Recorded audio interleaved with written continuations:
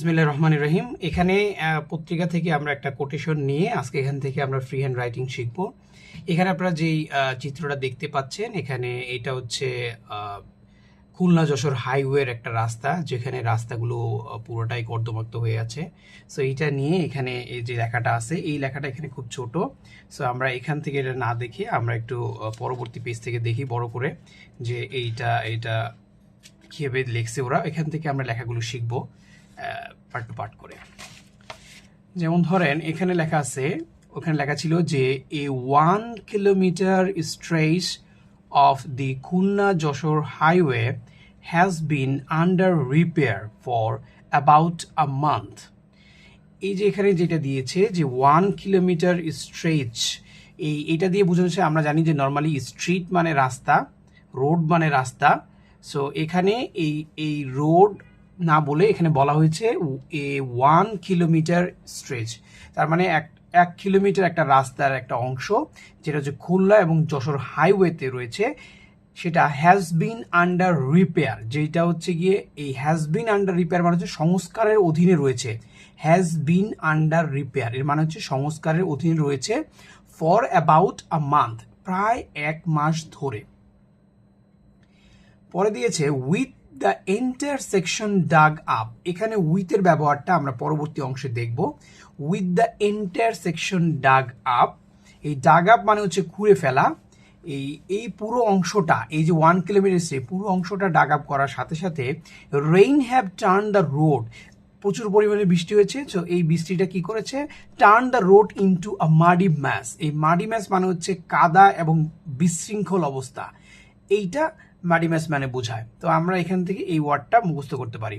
Forcing local, যেটা force করতেছে, এইটা আসলে আমরা যদি কমপ্লেক্সে করি তাহলে এটা হওয়ার দরকার ছিল হুইচ ফোর্স, বাট এইটা ওরা একসাথে করে দিয়েছে সিম্পল ভাষাতে, এই কারণে ওরা লিখছে ফোর্সিং। যেটা ফোর্সিং করতেছে কাদেরকে, লোকাল এবং ট্রাভেলারদের।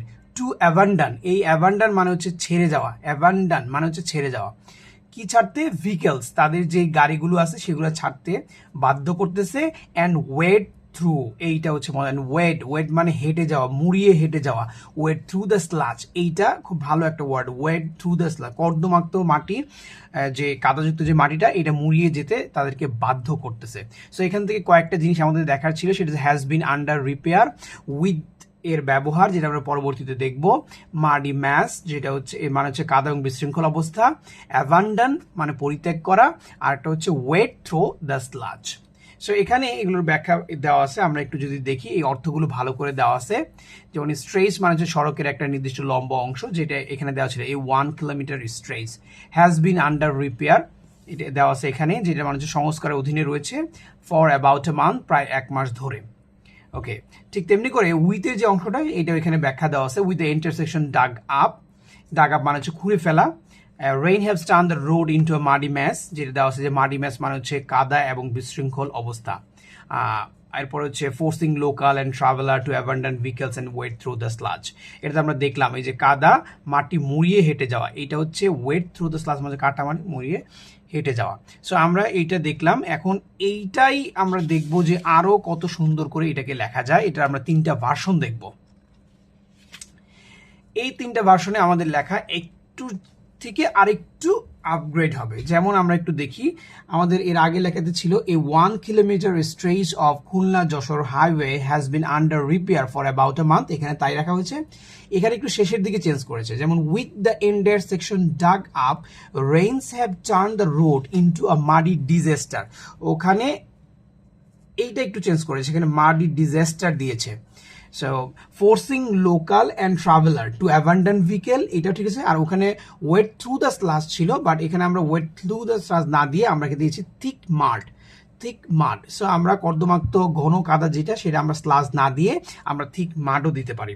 ঠিক এখন এই লেখাটা থেকে আমরা যদি একটু এই লেখাটার দিকে একটু খেয়াল করি, এইটা একটু ভালো পরিবর্তন নিয়ে আসছে। যেমন ধরেন এখানে বলেছে a 1 kilometer stretch of Khulna Jessore highway has been under repair for nearly month, এখানে ছিল ফর অ্যাবাউট এ মান্থ, আর আমরা একটু পরিবর্তন করে লিখেছি for nearly a month.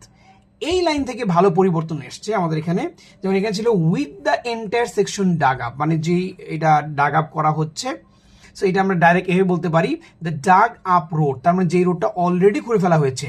Shocked by the frequent rain, এখানে আমাদের ছিল rains have turn the road into muddy disaster, কিন্তু এখানে আমরা বলতেছি শকড বাই ফ্রিকোয়েন্ট রেন। এইটা আমরা অ্যাপোজিটিভ ইউজ করেছে, যেই রোডটা হচ্ছে ডাগ আপ, ওইটার আরেকটা দিয়েছে, সেটা হচ্ছে shocked by the frequent rain.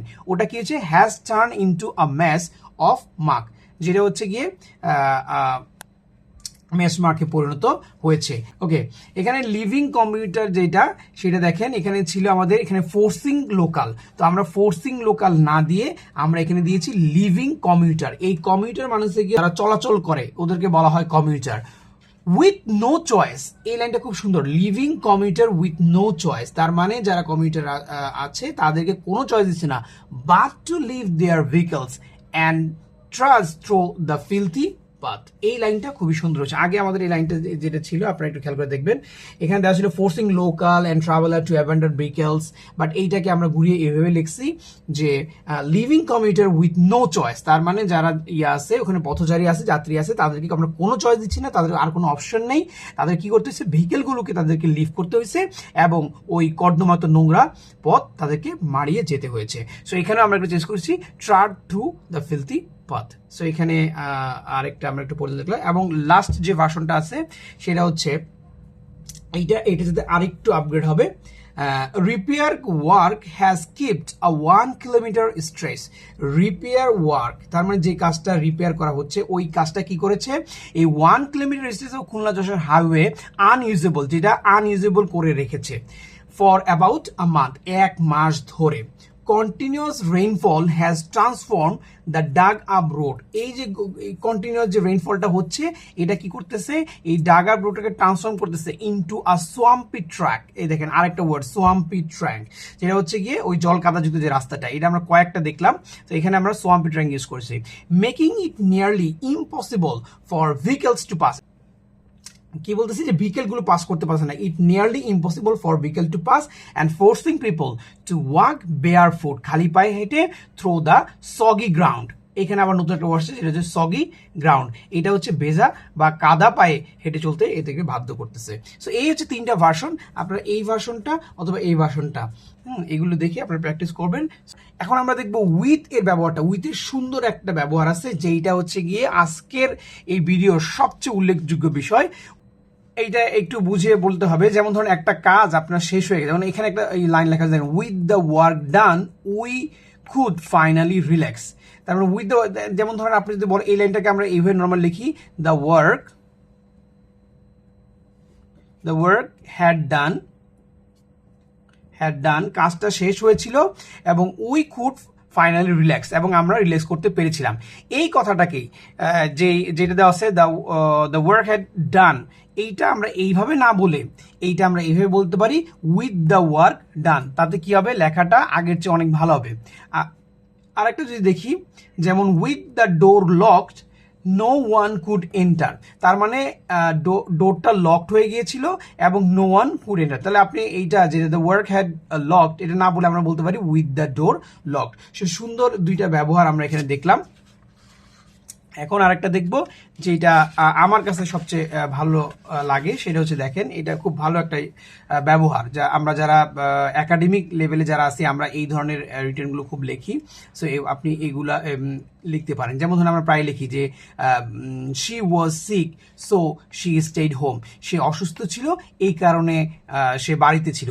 এই কথাটা আপনি যদি she was sick so she stayed home এইটা না দিয়ে আপনি যদি উইথের ব্যবহারটা শিখেন তাহলে কেমন হয় দেখেন, প্রথমে লিখবেন উইথ, তারপরে এই যে শি রয়েছে সেটা আমাদের লিখতে হবে অবজেক্টিভ ফর্ম। সো আমরা লিখলাম হার, এরপরে আমরা অ্যাডজেক্টিভ লিখবো, তাহলে with her sick she stayed home. আরেকটা যদি আমরা দেখি, যেমন ধরুন হি ওয়াজ অ্যাংরি, সে ছিল রাগান্বিত, সো নো ওয়ান টক, সেম এইটাকে আমরা প্রথমে উইথ লিখবো, তারপর সাবজেক্টের অবজেক্টিভ ফর্ম লিখলাম, তারপর হচ্ছে গিয়ে যে আমাদের অ্যাডজেক্টিভ ছিল সেই অ্যাডজেক্টিভ লিখবো, তাহলে with him angry no one talk. এইটা আপনার লেখাকে অনেক প্রাণবন্ত করবে এইটার চাইতে। সো এখন থেকে যখনই আপনি এই ধরনের কথাগুলো লিখতে যাবেন যে এইটার কারণে এটা হয়েছে, যেহেতু সে অ্যাংরি ছিল এই কারণে কেউ ঢুকতে পারেনি, সো এই ধরনের লেখাগুলোকে আপনি উইথ দিয়ে লেখার চেষ্টা করবেন। With him angry no one talk, with her sick she stayed home. আশা করি বুঝতে পেরেছেন। আজকে এই পর্যন্তই, আল্লাহ হাফেজ।